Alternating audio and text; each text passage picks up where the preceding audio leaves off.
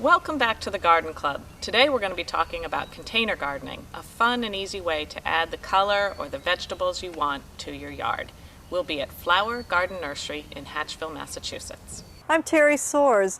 My husband and I own Flower Garden Nursery in East Falmouth. We've been making container gardens here for about 10 years, and today I'd like to show you how to do a container garden for a shade garden. We start out with a nice good sized pot because we're going to be using a lot of different plant material to create layers. And in a large pot we like to use styrofoam peanuts as a drainage material. Now we add about a 2 to 3 inch layer of our potting mix. This is an artificial soil mix that has vermiculite and compost added to it. It's a nice light draining mix.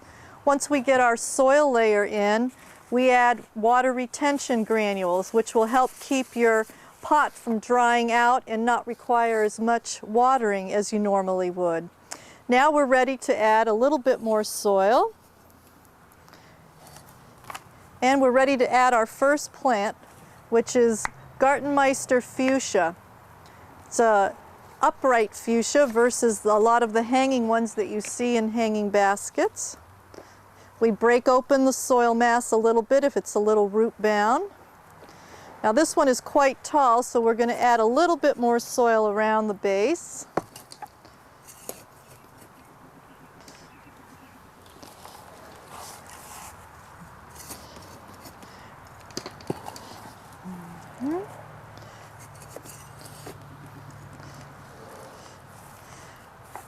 Gartenmeister is wonderful. It has these coral flowers and burgundy foliage, which lasts all summer long. Very attractive. Then we're going to add Diamond Frost Euphorbia, which is one of the most newest popular annuals that have come out in the last couple of years.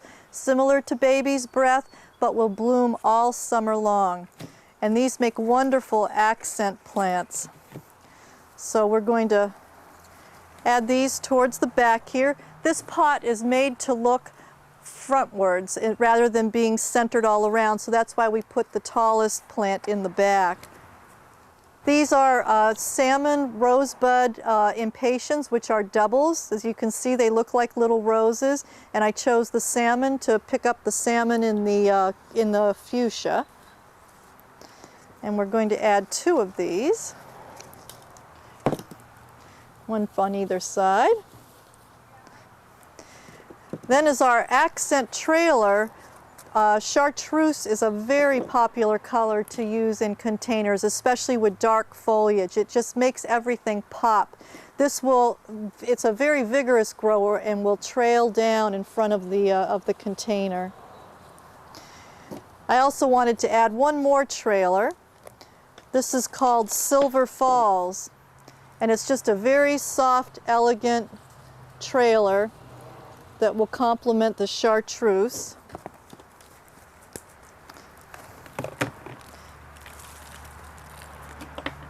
So you can see we're putting quite a bit of plant material in here, but this is what gives your pots that really lush look. And then we're going to add one more impatien.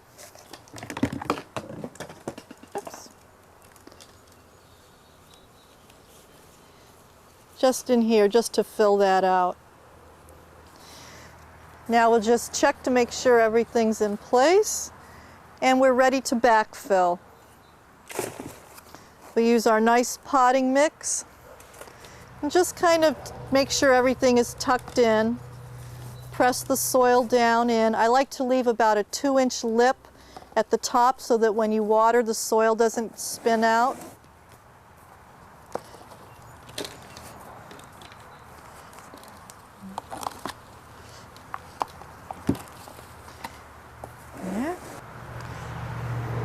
The last thing we're going to add is our slow release fertilizer, and I sprinkle this in pretty liberally, usually about a handful on one side of the pot and another good handful on the other side.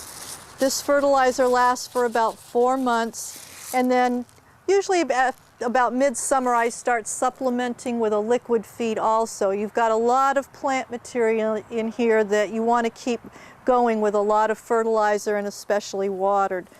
This pot in a part shade would probably need to be watered twice a week. And about every 3 weeks I'll go through and just do some deadheading and clipping just to keep everything in shape. But this pot will give you color all the way through till frost.